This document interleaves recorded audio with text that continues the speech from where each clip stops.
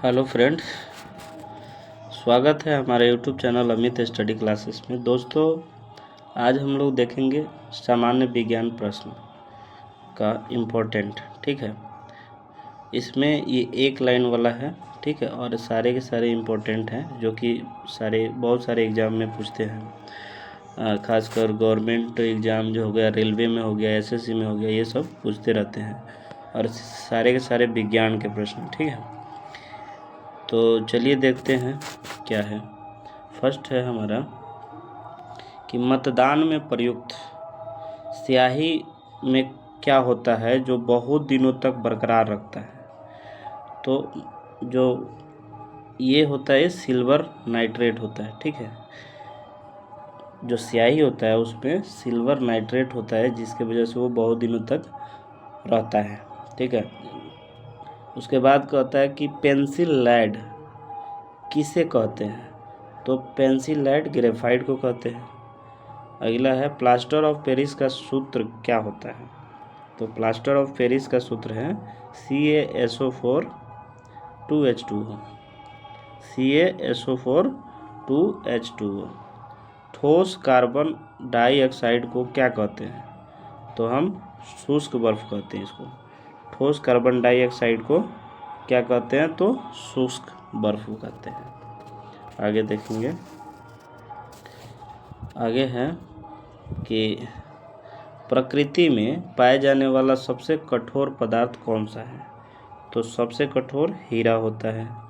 ठीक है, इनका जो क्वथनांक है 2.42 होता है गलनांक। थायराइड ग्रंथि की सक्रियता का पता लगाने के लिए किस समस्थानिक का उपयोग किया जाता है। तो इसका आयोडीन 131 का उपयोग किया जाता है। अम्ल व क्षारों की अभिक्रिया के फलस्वरूप बने पदार्थ को क्या कहते हैं। तो अम्ल तथा क्षारों को आपस में अभिक्रिया कराने पर जो पदार्थ बनते हैं उसे हम लवण कहते हैं। ठीक है, आगे देखेंगे कि कॉपर सल्फेट का जलीय घोल प्रकृति में अम्लीय होता है क्योंकि लवण में होता है हाइड्रोलाइसिस।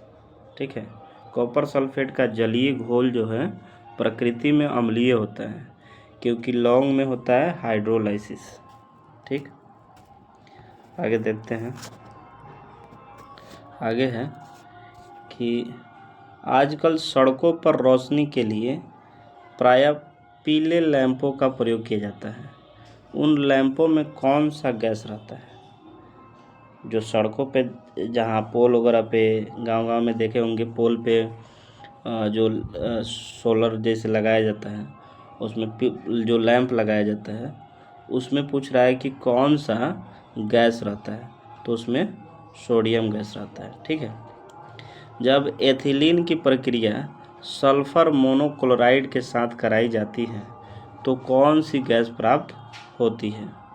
तो सवाल क्या है कि जब एथिलीन की प्रक्रिया सल्फर मोनोक्लोराइड के साथ कराई जाती है तो कौन सी गैस प्राप्त होती है। तो इससे मस्टर्ड गैस प्राप्त होते हैं। ठीक है, आगे है कि मौसम संबंधी ज्ञान के परीक्षण गुब्बारों के भरने में किस गैस का प्रयोग किया जाता है। तो इसमें हीलियम गैस का प्रयोग किया जाता है। ठीक है, मौसम संबंधित ज्ञान के परीक्षण गुब्बारों के भरने में किस गैस का प्रयोग किया जाता है। तो उसमें हीलियम गैस का प्रयोग किया जाता है। आगे है बम किस पर आधारित होता है। तो जो बम होता है वो नाभिकीय विखंडन पर आधारित होता है। हाइड्रोजन बम किस पर आधारित होता है। तो ये नाभिकीय संलयन पर आधारित होता है। झूठा सोना किसे कहते हैं। अब आजकल ज़्यादातर मार्केट में झूठा सोना ही मिलते हैं और सारे लोग लगभग झूठे ही सोना पहन रहे हैं, खासकर चोरी वोरी की वजह से आदमी झूठा। तो उसमें क्या कह रहा है कि झूठा सोना किसे कहते हैं। तो आयरन सल्फाइड को हम झूठा सोना के नाम से भी जानते हैं। मार्स गैस का प्रमुख रचक कौन सा होता है। तो मार्स गैस का प्रमुख रचक मीथेन है। रॉक सॉल्ट किसका अयस्क होता है? तो सोडियम का होता है। रॉक सॉल्ट किसका अयस्क होता है? तो सोडियम का होता है। ठीक है, आगे देखते हैं। आगे है कि किसी द्रव का निश्चित आयतन निकालने के लिए किस उपकरण का प्रयोग किया जाता है? किसी द्रव का निश्चित आयतन निकालने के लिए किस उपकरण का प्रयोग किया जाता है? तो पीपेट का प्रयोग होता है। ठीक है, किस विधि द्वारा मिश्रण में उपस्थित घटकों का पृथक्करण किया जाता है? तो क्रिस्टलन विधि द्वारा। ठीक है, वायु में थोड़ी देर रखने पर किस धातु के ऊपर हरे रंग के बेसिन कार्बोनेट की परत जम जाती है? तो ये तांबा को। ठीक है, तांबा को वायु में थोड़ी देर रखने पर हरे रंग के बेसिन कार्बोनेट की परत जम जाती है। कौन सी धातु गर्म सोडियम क्लोराइड से अभिक्रिया कर हाइड्रोजन गैस बना देती है? तो जस्ता है। ठीक है, आगे है नमकीन जल लोहे के पाइप को जंग लगाकर चटका देते हैं, इस प्रक्रिया को क्या कहते हैं? तो इस प्रक्रिया को हम संक्षारण कहते हैं। प्राकृतिक रबड़ को मजबूत करने तथा प्रत्यास्थ बनाने के लिए उनमें क्या मिलाया जाता है? उनमें सल्फर मिलाया जाता है। कपड़े को अधात्य बनाने में एल्युमिनियम के किस यौगिक का उपयोग होता है? तो एल्युमिनियम हाइड्रोक्साइड का उपयोग होता है। ठीक है, आगे है कि किस विधि में नाइट्रोजन युक्त यौगिक को सांद्र सल्फ्यूरिक अम्ल के साथ गर्म किया जाता है?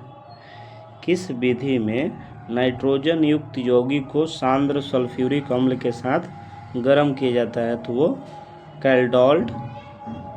कैल्डोल विधि से। ठीक है, विरंजक चूर्ण रूप में सूती कपड़ों, कागजों आदि के रंग उड़ाने में किसका प्रयोग किया जाता है? तो क्लोरीन का प्रयोग किया जाता है। आगे है कि हवाई अड्डों पर विमान चालकों को संकेत देने के लिए लैंप का प्रयोग किया जाता है। ये कौन सा लैंप होता है? तो ये नियॉन लैंप का प्रयोग होता है। ठीक है, आगे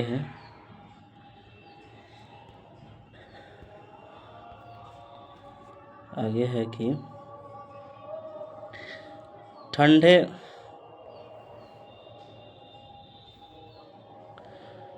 ठंडे प्रदेशों में हिमांक कम करने के लिए किस कार्बनिक यौगिक का उपयोग कारों के रेडिएटर में किया जाता है? ठंडे प्रदेशों में हिमांक कम करने के लिए किस कार्बन यौगिक का उपयोग कारों के रेडिएटरों में किया जाता है? तो इथिलीन ग्लाइकॉल का। ठीक है, कौन सी धातु अम्लों के साथ प्रतिक्रिया कर हाइड्रोजन गैस उत्पन्न करती है? तो कैल्शियम। ठीक है, कैल्शियम जो धातु है वो अम्ल के साथ प्रतिक्रिया कर हाइड्रोजन गैस उत्पन्न करती है। जापान के 2 शहरों हिरोशिमा तथा नागासाकी पर गिराए गए परमाणु बम में किस धातु का प्रयोग किया था? तो इसमें है प्लूटोनियम का प्रयोग हुआ था। ठीक है, कौन से धातु का? तो प्लूटोनियम का। आगे देखते हैं। आगे सवाल है नाइट्रोजन मैग्नीशियम धातु के साथ प्रतिक्रिया कर किस यौगिक का निर्माण करता है? नाइट्रोजन मैग्नीशियम धातु के साथ प्रतिक्रिया कर किस यौगिक का निर्माण करता है? तो वो है मैग्नीशियम नाइट्राइड का। ठीक है, मैग्नीशियम नाइट्राइड का। स्थिर ताप पर किसी गैस के आयतन को कम करने पर उसके दाब पर क्या प्रभाव पड़ता है? स्थिर ताप पर किसी गैस के आयतन को कम करने पर उसके दाब पर क्या प्रभाव पड़ता है? तो उसका दाब बढ़ जाता है। अब बात है 1950 ईस्वी तक मुंबई की गलियों में रोशनी के लिए किस ईंधन का इस्तेमाल किया जाता था। तो 1950 ईस्वी तक मुंबई की गलियों में रोशनी के लिए कोल गैस का इस्तेमाल किया जाता था। अब है कि पोटेशियम डाई क्रोमेट के अम्लीय घोल में हाइड्रोजन सल्फाइड गैस को प्रवाहित करने पर घोल का रंग कैसा हो जाता है? तो घोल का रंग हरा हो जाता है। भारी मशीनों में संरेखक के रूप में किस कार्बनिक पदार्थ का उपयोग किया जाता है? तो भारी मशीनों में संरेखक के रूप में ग्रेफाइट का प्रयोग किया जाता है। ठीक है। कार्बन का परमाणु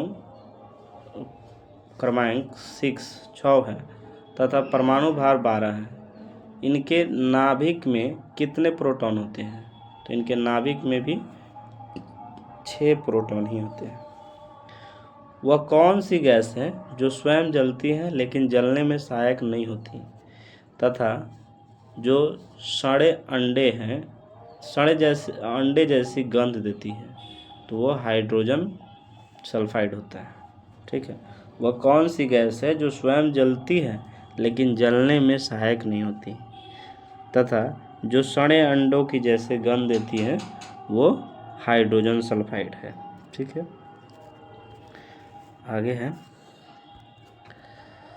आगे क्या है कि मूत्रालय के पास प्रायः नाक में चुभने वाली गंध का कारण कौन सी गैस है? तो वो है अमोनिया गैस। जब कार्बन अपर्याप्त ऑक्सीजन की उपस्थिति में जलता है तो कौन सी गैस बनती है? तो कार्बन मोनोऑक्साइड बनती है। ठीक है। खाना पकाने के लिए विशेष रूप से निर्मित चिपचिपाहट रहित बर्तनों में किसका लेप किया जाता है? तो टेफ्लॉन का लेप किया जाता है। आज के लिए बस इतना ही है। फिर मिलेंगे अगले वीडियो में। Thank you.